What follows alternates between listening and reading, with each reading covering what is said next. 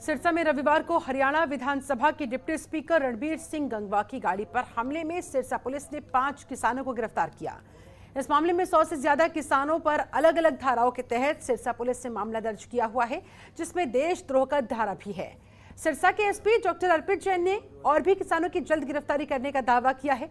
इसके अलावा उन्होंने सिरसा पुलिस को हिंसा फैलाने वाले लोगों से सख्ती से निपटने के निर्देश भी दिए। जिन्होंने उस दिन पत्थर फेंके या जो एंटी सोशल एक्टिविटीज़ में इन्वॉल्व थे, उस बेसिस पे 5 लोगों को आज अरेस्ट किया गया है। अभी तो बातचीत नहीं हुई है, लेकिन जो इस सब में इन्वॉल्व थे उनके खिलाफ हम सख्त से सख्त कार्रवाई करेंगे। जो ऑन ग्राउंड ऑफ एविडेंस है या जिनके खिलाफ सबूत हैं।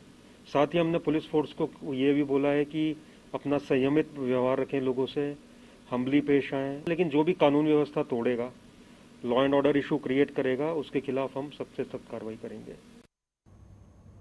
वहीं देश में बढ़ती महंगाई को लेकर बीजेपी सरकार पर जहां विपक्षी पार्टियां हमलावर है, तो वहीं बढ़ते पेट्रोल डीजल के दामों को लेकर पंजाब बीजेपी प्रदेश अध्यक्ष अश्विनी शर्मा ने कहा कि महामारी की वजह से कीमतें बढ़ी हुई है, क्योंकि तेल कम आ रहा है, जिस कारण दाम को बढ़ाना पड़ा है और ये टेम्परेरी समस्या है, बाद में ठीक हो जाएगी।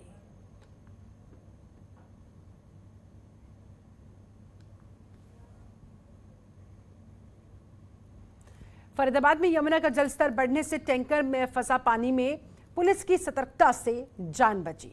जी हां, बता दें आपको, एक टैंकर वहां पानी में फंस गया। ये देखिए तस्वीरें आपके सामने। पुलिस की सतर्कता से एक शख्स की जान बचा ली गई। आपको बता दें कि टैंकर चालक का रेस्क्यू ऑपरेशन फरीदाबाद के मंझावली में यमुना का जलस्तर बढ़ने के बाद मंझावली पुल पर अचानक से यमुना में ज्यादा पानी आने के बाद किया गया। एक कैंटर चालक दरअसल यहां पर पानी में फंस गया था, जिसकी सूचना स्थानीय पुलिस को मिली। मौके पर पुलिस पहुंची और चालक को बचा लिया गया।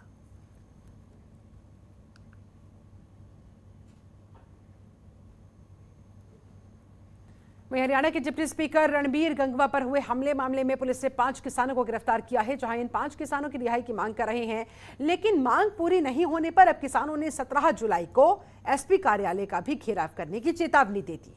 घेराव को लेकर हरियाणा किसान मंच के प्रदेश अध्यक्ष प्रहलाद सिंह भारूखेड़ा ने कहा, कल बड़ी संख्या में किसान सिरसा जुटेंगे, एसपी कार्यालय का घेराव करेंगे। इस कार्यक्रम में संयुक्त किसान मोर्चा के दिग्गज नेता शामिल होंगे। किसानों के घेराव को देखते हुए पुलिस भी अलर्ट मोड पर आ चुकी है। पुलिस का कहना है किसी को कानून व्यवस्था बिगाड़ने नहीं दी जाएगी। अगर कोई भी शख्स माहौल खराब करने की कोशिश करता है तो तुरंत उसके खिलाफ एक्शन लिया जाएगा।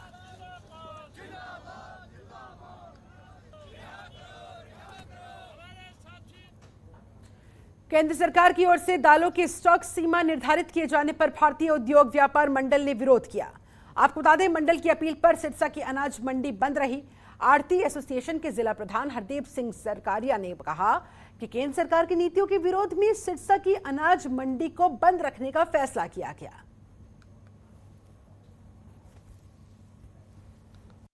कल हमारा एसपी ऑफिस का घेराव करना है। हमने कल भी 15 तारीख को भी घेराव किया था और इन्होंने कल एकदम अचानक हमारे किसान साथियों को गांव में दबिश देके घरों में रात को 4 बजे सुबह पुलिस गई है, दीवार फांद के, और 5 किसानों को उठा लिया जाता है। 4 हमारे 3 फग्गू गांव के हैं, एक रंगा गांव से हैं, एक खैरपुर से हैं, और उनको जेल में डाल दिया जाता है। 11 तारीख को जब रणबीर गंगवा यहाँ पे आते हैं, उनको काले झंडे दिखाए जाते हैं और काले झंडे दिखाने के उसको इतना बड़ा जुर्म इन्होंने मान लिया है कि देशद्रोही के मुकदमे लगा दिए हैं। जानलेवा हमला करने का 307 का मुकदमा लगा दिया है। तो हम अगर देशद्रोही है तो देशभक्त कौन है, ये भी बता दें ये लोग। मंडी हमारी सिरसा अनाज मंडी बंद करी गई है।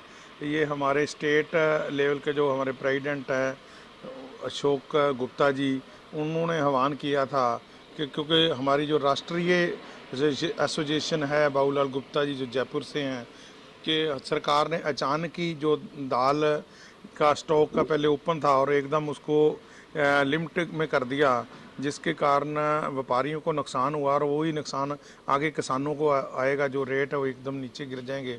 सरकार बगैर किसी बात के ही हर तरीके से कोई नया फरमान जारी करती है। उधर सिरसा में कोरोना की दूसरी लहर के बाद करीब 4 महीने से बंद पड़े स्कूल अब खुल गए हैं। सुबह 9 बजे से 12 बजे तक स्कूलों में शैक्षणिक कार्य करवाया गया। जहां कोविड-19 नियमों का पालन करते हुए स्कूलों में शैक्षणिक कार्य शुरू किया गया। हर कक्षा में 30 तक बच्चों के बैठने की व्यवस्था की गई।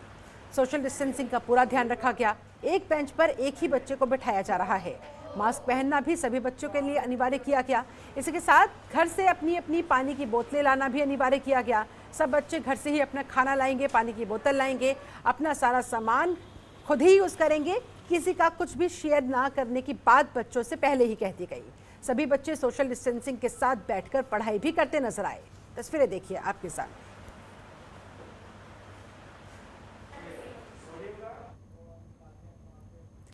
वहीं यमुनानगर में कोरोना की रफ्तार धीमी होने के बाद 9वीं से 12वीं तक के स्कूलों को निर्धारित एसपीओ के तहत खोल दिया गया है, जहां कोरोना गाइडलाइंस के तहत सभी बच्चों को स्कूल में प्रवेश दिया गया। साथ ही जो बच्चे स्कूल आ रहे हैं उनको अपने अभिभावकों की लिखित में सहमति दिखाना भी अनिवार्य है, जिसके बाद ही बच्चों को स्कूल में एंट्री दी जा रही है।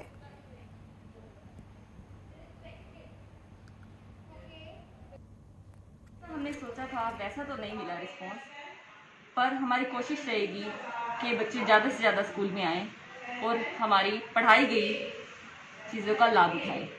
अभी बच्चे कम आए हैं क्योंकि कुछ बच्चे आउट ऑफ स्टेशन गए हुए हैं, कुछ बच्चे अवेयर नहीं हैं इस चीज़ से कि स्कूल खुले हैं या नहीं खुले हैं। कुछ माँ बाप भी डरे हुए हैं कि हम भेजें ना भेजें, बट कुछ पेरेंट्स हैं जिससे हमने बात की है वो बोल रहे हैं कि नहीं, स्कूल खुलने चाहिए। बच्चे घर बैठे बैठे पूरी तरह से फेड अप हो चुके हैं और अपनी पढ़ाई से दूर हो चुके हैं। उनके अकॉर्डिंग स्कूल खुलने चाहिए और हमारे अकॉर्डिंग भी स्कूल खुलने चाहिए। हमें है कि सबसे पहले तो प्रिकॉशन जरूरी है कि बच्चों की सेफ्टी के हिसाब से जो है हमें चलना है। उसके लिए जो है सबसे पहले तो कंसर्न लेटर पेरेंट्स के द्वारा स्कूल में दिया जाना चाहिए और मेडिकल फिटनेस का भी, साथ में मास्क और सैनिटाइजर कंपलसरी है सभी बच्चों के लिए। और हम सोशल डिस्टेंसिंग को फॉलो कर रहे हैं। बच्चे जैसे स्कूल के अंदर आते हैं सबसे पहले उनका टेम्परेचर चेक करते हैं, फिर सैनिटाइज करते हैं। अगर किसी का टेम्परेचर बढ़ा हुआ है तो हम उसको पेरेंट्स को कॉल करके उसको वापस भेज देते हैं।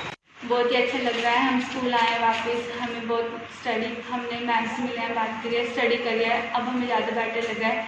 ऑनलाइन स्टडी में हम इतना क्लियर नहीं कर पाते हैं, हमारे डाउट्स भी रह जाते हैं, पर हमारे टीचर्स ऑनलाइन भी बहुत अच्छा पढ़ाते हैं, क्लियर करते हैं, पर हमें ऑफलाइन पढ़ के ज़्यादा अच्छा। सबसे पहले हमारे हैंड सैनिटाइज करे गए, हमारा टेम्परेचर चेक करा गया और बिल्कुल सैनिटाइज करे, बैग चेक करे, नोटबुक्स वगैरह सारे क्लीन करे, बैग भी, और हमारे हैंड सैनिटाइज करवाए गए थे।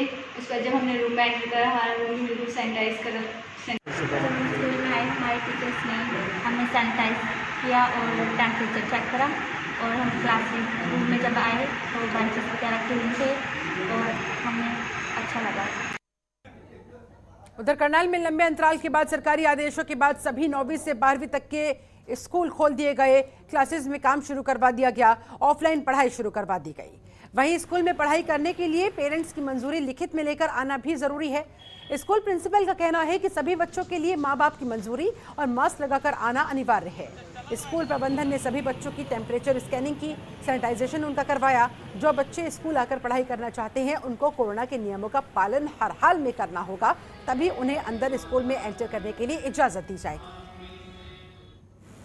आज हमारा स्कूल 9 to 12 के लिए ऑलमोस्ट 3 महीने के बाद खुला है और इसमें जो भी गवर्नमेंट की तरफ से WHO की तरफ से गाइडलाइंस इशूड हैं वो सब हम फॉलो कर रहे हैं। इसके अलावा स्टाफ के लिए ये ऑप्शन दे दिया गया था कि अगर आपका फर्स्ट डोज लगा हुआ है तो उसका सर्टिफिकेट आप हमें सबमिट कराएं, ताकि पूरे स्टाफ का हमें इंश्योर्ड हो कि वो वैक्सीनेटेड हैं। अगर किसी को कोविड हुआ है और अभी उनको वैक्सीनेशन नहीं लगा है तो उनको बोला गया था कि अपना एंटीबॉडीज़ का हमें एक test, latest test report submit कर दें, ताकि हमें इंश्योर्ड रहे कि हमारा स्टाफ सारा सेफ है। चलिए बढ़ते हैं खबर में आगे।